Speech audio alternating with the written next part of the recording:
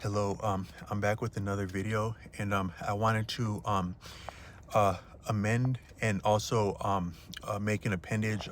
to my previous two videos discussing violence and peace, but more specifically American and violence, and with regard to with African American persons being some of the subjects of the highest scales and the most egregious acts of violence. And I was listening to a orator who was discussing something called FBA, which is Foundational Black Americans, and is a reference to African Americans who descend from slaves and have been in the United States for multiple generations. And listening to him, it was I think that it was it's very clear, and I after listening to him, I think that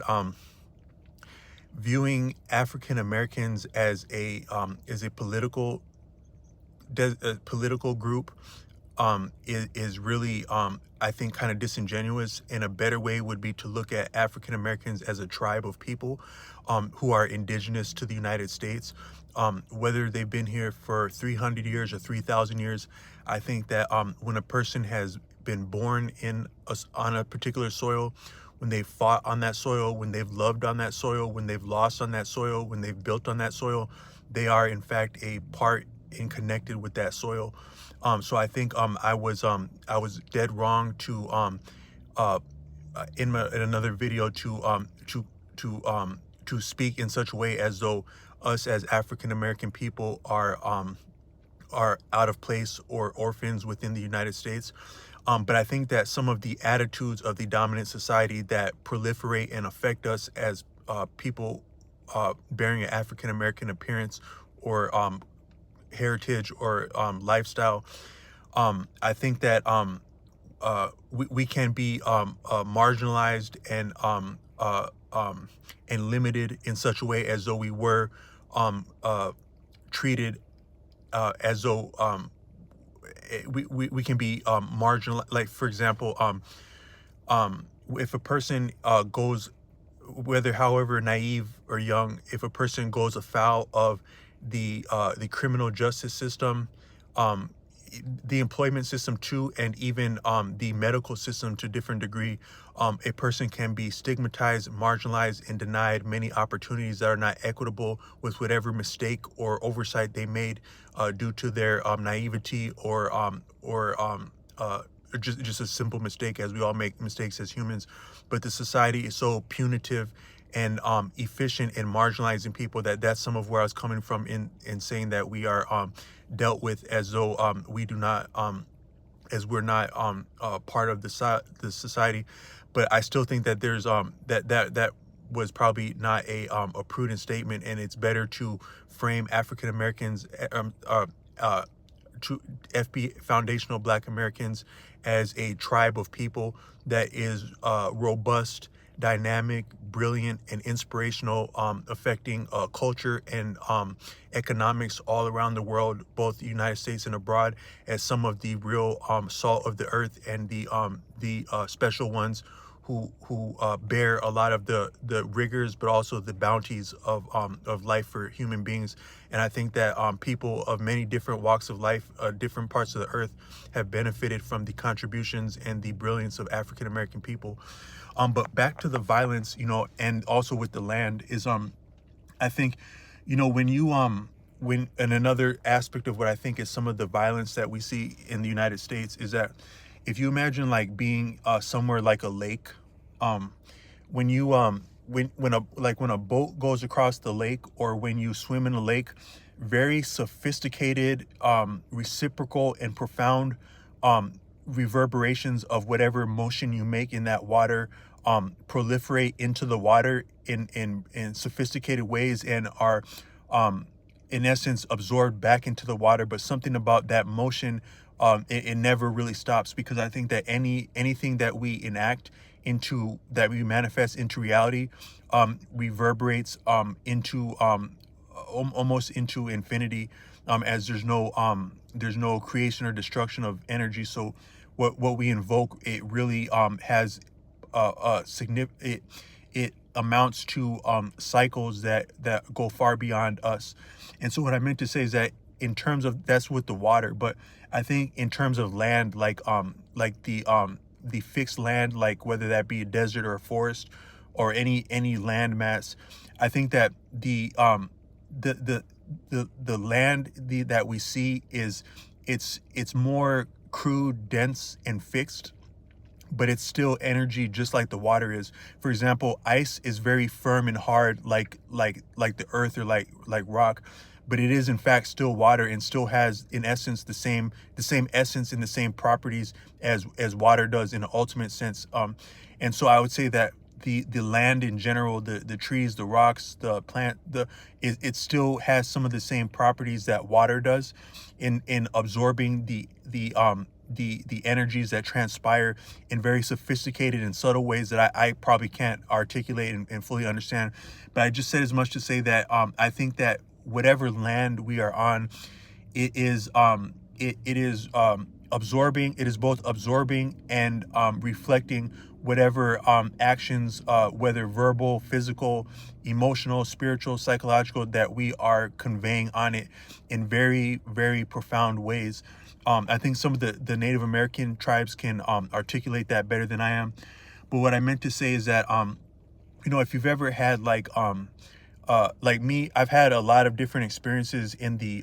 I live in a very broad metropolitan area, which is almost like many cities within a city, not to the degree as of like the East Coast would be, but there's still many locations that are quite unique within a broader metropolitan area. And I noticed that, and also I had some very I was fortunate to have some very beautiful experiences as a child in the Southwest. And somehow I think that the relationships that we have to other people, they tie us to a specific land. Because when you've had experiences somewhere and then you go back there,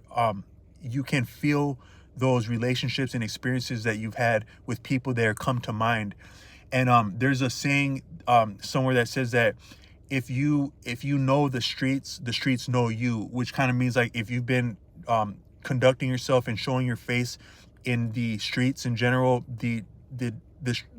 streets are aware of who you are to the same degree that you're aware of the streets, probably to a greater degree than you're actually aware of the streets. And that's kind of like an urban saying. But I think that beyond that, we could say the same about the land, which is that if you know the land knows you. And I just wanted to put forward that these relationships that we have, especially like I mentioned in many videos that I've worked with children in my working life, and in different areas around the city where I live. And when I go through these areas, I can feel some of the concern and the love that I had for the children that I was serving, as a matter of the areas that I'm in, because somehow those experiences that I had serving connected me to both the students and the region that I was serving them in a profound way that I can feel. But I would say that's in a positive sense. But if you think of some of the trauma and the bloodshed that has transpired over the earth in general, but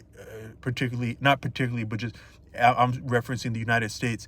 it's quite the opposite, and quite equally or maybe greater profound is the reverberations in the relationships between these different atrocities and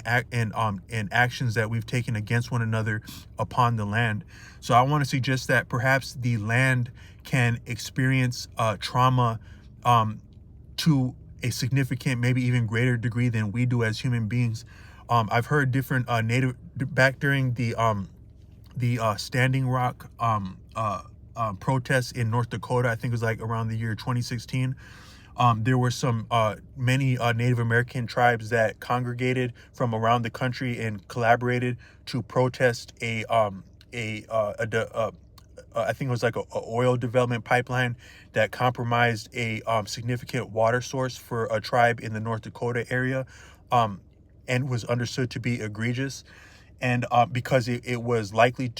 almost imminent to fail and contaminate the area. And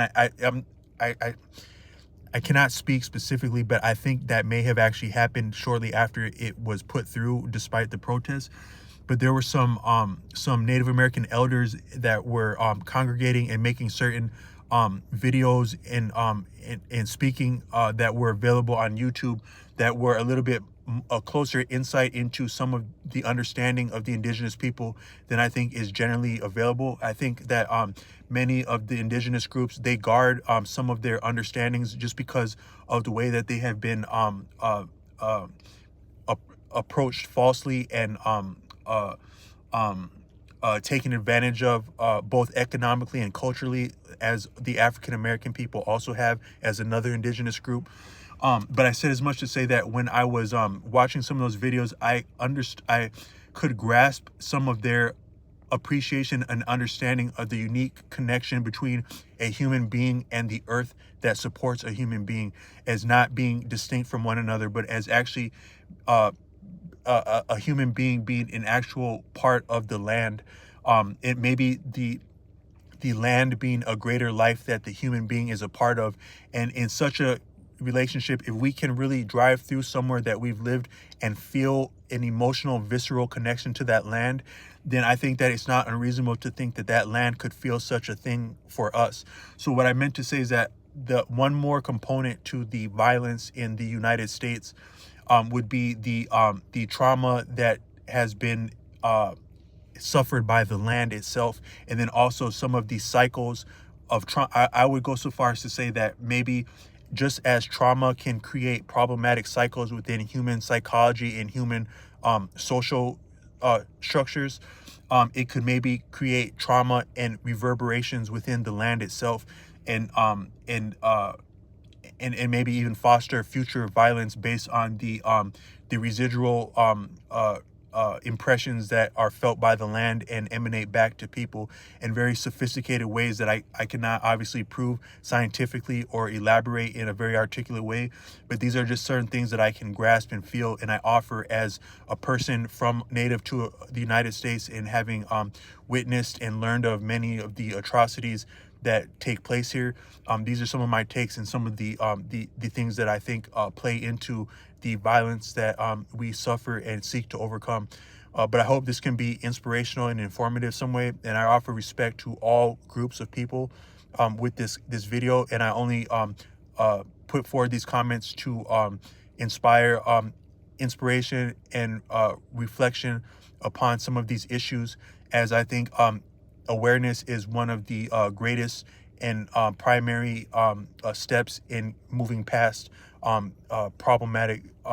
features of our experience. But whatever you're into, keep up the work, stay positive, and show mercy when you have it in your hand to do so. Peace.